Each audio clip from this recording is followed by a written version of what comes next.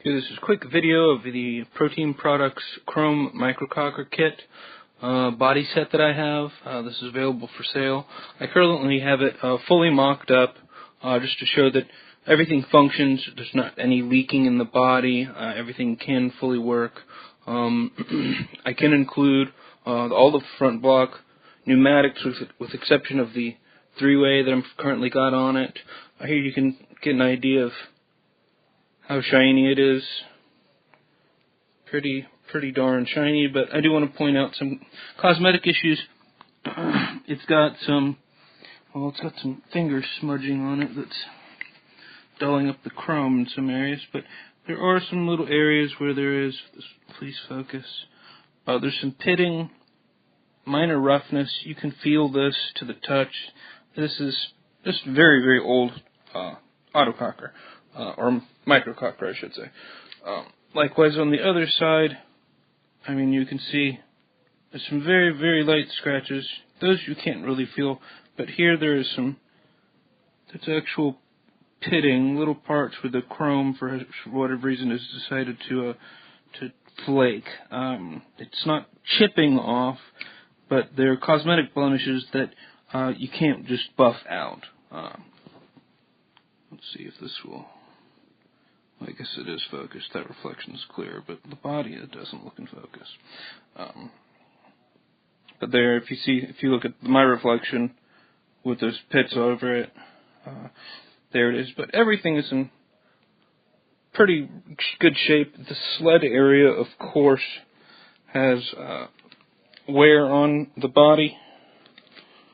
The bolt has got wear on it.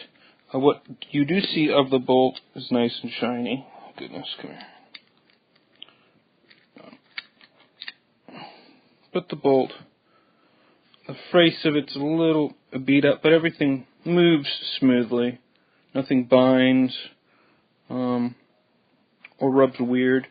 Here is, you can see again in the reflection, these areas here, they feel a little rough, but there's a stainless steel rod inserted into the screw, but the sled runs over here. You can see in the reflection where there's some wear on the sled area here.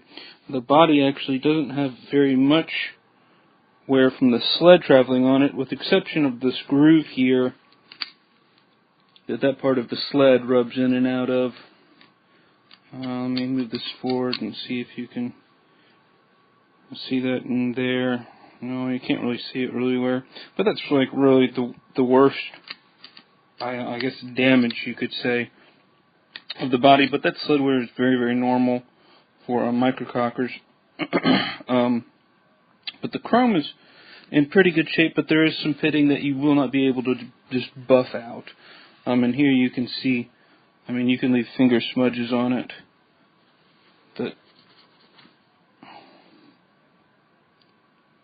I mean, it's pretty shiny. Right now I've got a muffler barrel on it that just keeps things quieter. And I'm not sure what type of regulator this is, high pressure regulator, but this does work. You could put a gauge on it. I'm not entirely sure what my input pressure is right now. The gun isn't gassed up, but let me cock it. And I'm going to gas it up. Okay. So it's fully gassed up.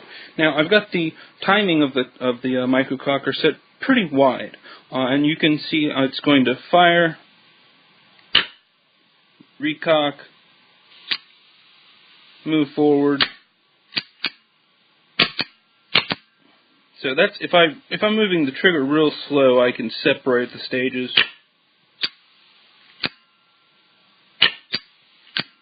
But if you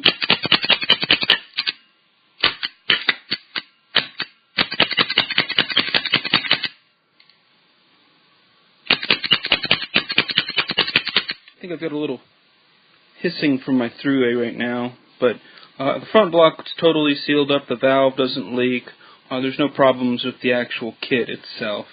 So the kit by itself would include the bolt, the sled, the body, and definitely the pump arm. The front block and the other pneumatics would add a little bit to it. I have different grip frames. I'm not even sure what brand of grip frame this is.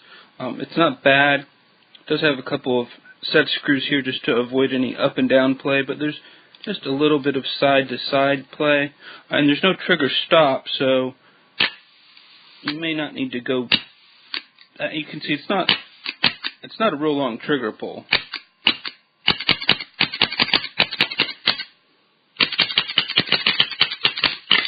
And you can short stroke it, of course, if you're trying to overdo things a little bit.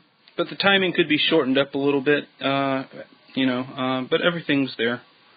So, and I guess the videos run a little longer than it could have, but everything works.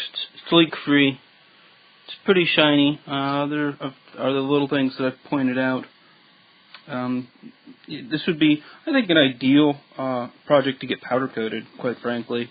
But if you get it as is, these little nicks and scratches and things, you can't see them from a distance. I mean, you literally have to get up close to see some of these things. So that's pretty much it. There it is.